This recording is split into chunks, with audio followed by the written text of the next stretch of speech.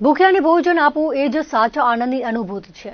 ત્યારે આવી અનુભૂતિ મેળવતું અને ભુજમાં રહેનાર તેમજ ભુજમાં આવનાર કોઈ ભૂખ્યું ન રહે એવા ઉમદા વિચારથી રામ રોટી છાસ કેન્દ્રના સેવાભાવીઓ છેલ્લા 39 વર્ષથી દરિદ્ર નારાયણનો નિઃશુલ્ક અને સામાન્ય વ્યક્તિ કે જે મફતનું ખાવામાં સંકોચ અનુભવે છે તેમને માત્ર 20 રૂપિયાના ટોકન ચાર્જમાં પેટ ભરીને જમવાનું પીરસે છે। દરરોજના 1200થી પણ વધુ લોકો અહીં પેટ ભરીને ભોજન કરે છે। 8 માર્ચ 1986 મહાશિવરાત્રિના બીજા દિવસથી ભુજના હમીરસર તળાવ પાસે રામ રોટી છાશ કેન્દ્ર કરીને અન્નક્ષેત્ર ચલાવવામાં આવી રહ્યું છે, જેની શરૂઆત 25 થી 50 લોકોને નિઃશુલ્ક ભોજન આપીને કરવામાં આવી હતી। ભુજના રામ રોટી છાશ કેન્દ્ર ખાતે કોઈ પણ વ્યક્તિ ગરીબ અમીર તેમજ કચ્છના પ્રવાસે આવેલા પ્રવાસીઓ, નોકરિયાત વર્ગ તેમજ વિદ્યાર્થીઓ દરેક વર્ગના લોકો અહીં સાથે ભોજન કરે છે, એટલે સામાજિક સમરસતા પણ અહીં જળવાઈ રહે છે। રણોત્સવ અને પ્રવાસીઓની સિઝન દરમિયાન દરરોજના 1500 જેટલા લોકો અહીં ભોજન કરે છે, તો ભુજની જીકે જનરલ હોસ્પિટલમાં પણ દરરોજના 16 જેટલા ટિફિન નિઃશુલ્ક મોકલવામાં આવે છે, તો અન્ય 60 જેટલા ટિફિન પણ જરૂરિયાતમંદ લોકો સુધી પહોંચાડવામાં આવે છે। રામ રોટી છાસ કેન્દ્ર ખાતે બપોરે 12 વાગ્યાથી 2 વાગ્યા સુધી તેમજ સાંજે 6:30 થી 8:30 સુધી મોટી માત્રામાં લોકો ભોજન માટે ઉમટતા હોય છે। આ સંસ્થા દ્વારા ક્યારેય પણ ફંડ ફાળાની ઉઘરાણી કરવામાં નથી આવતી, તો વિવિધ દાતાઓ દ્વારા અવારનવાર દાન આપવામાં આવતું હોય છે, તો મુખ્ય દાતા કોણ છે એ પણ ગુપ્ત રાખવામાં આવતું હોય છે। આ ઉપરાંત અહીં ભોજન પ્રસાદ ગ્રહણ કરવા આવતા લોકો પૈકી કોઈને પણ છૂટક રોકડ દાન કરવું હોય તો અહીં પહોંચ અને પ્રસાદ આપીને સ્વીકારવામાં આવે છે। લોકોને ભોજન આપવાની સાથે સાથે આ સંસ્થા દ્વારા નબળા વર્ગના લોકો કે જરૂરિયાતમંદ વિધવા બહેનોને રાશન પણ પહોંચાડવામાં આવે છે, જેમાં દર મહિને 100 જેટલા લોકોને 500 રૂપિયાની રાશન કીટ આપવામાં આવે છે। તો દર વર્ષે ઉનાળા દરમિયાન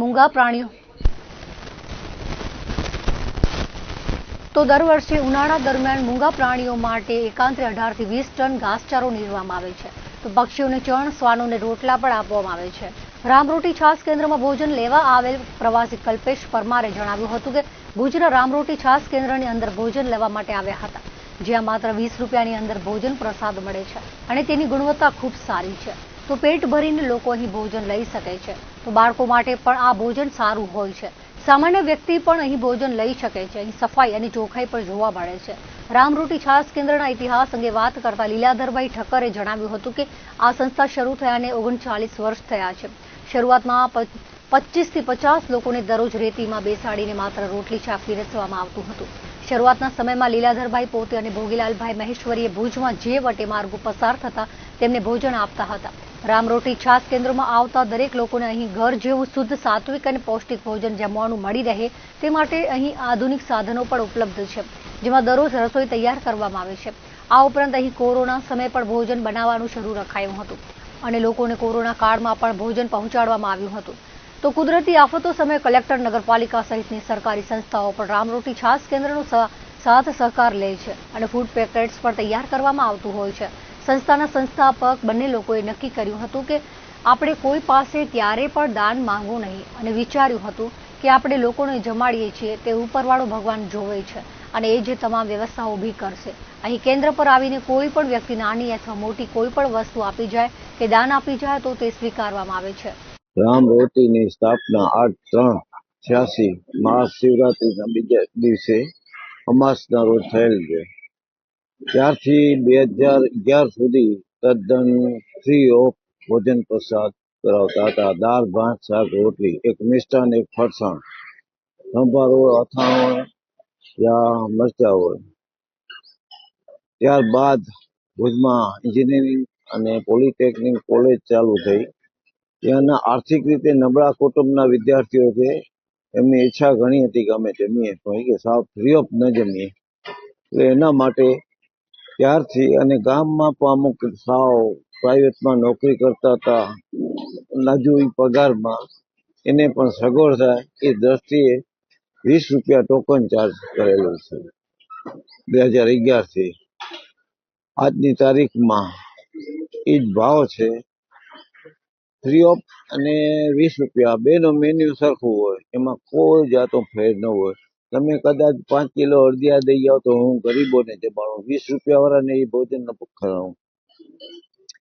તેમજ ઉપરાંત આ સંસ્થા દ્વારા આર્થિક રીતે નબળી તેમ વિધવા બહેનો 100 જણાને અમે દર મહિને રાશન કીટ અર્પણ કરીએ છીએ।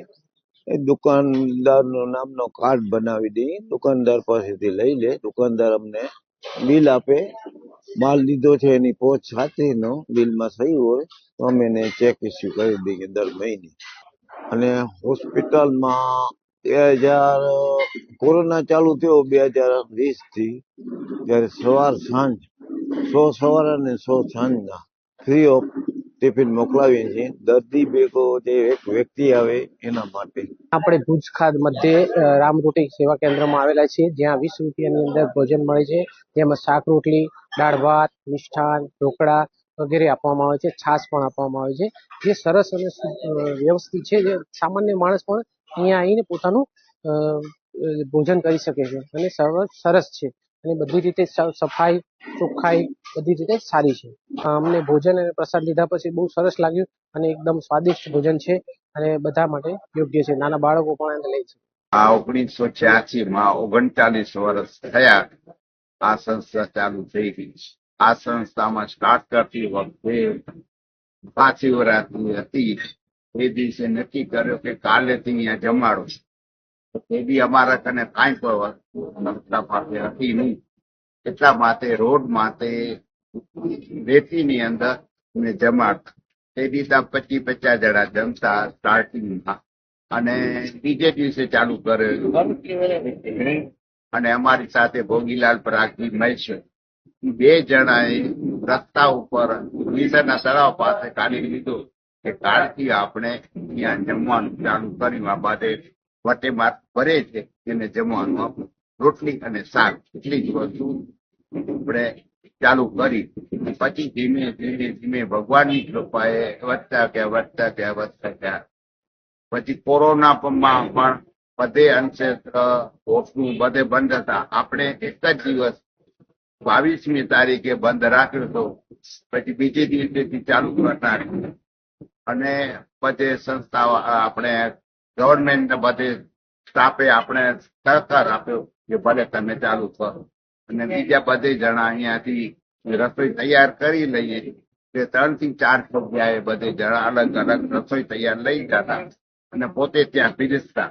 અને અહીંયા અમુક લિમિટેડ માણસો જમતા. અને તે દિવસથી આપણી સિવિલ હોસ્પિટલ, જનરલ હોસ્પિટલમાં ત્યાં કોરોનાના દર્દીને મળતું એની સાથે આવેલા સાથે ભાઈઓ તેને જમવાનું ત્યાં હોસ્પિટલમાં ચાલુ કર્યો. હોસ્પિટલની અંદર સિવિલ સર્જને આપણે એક રૂમ આપેલો છે. એ રૂમની અંદર બપોરના અને સાંજના 2 ટાઈમ જમવાનું ચાલુ છે. અને એ રસોઈ અહીંયાથી તૈયાર થઈ અને ત્યાં જાય છે.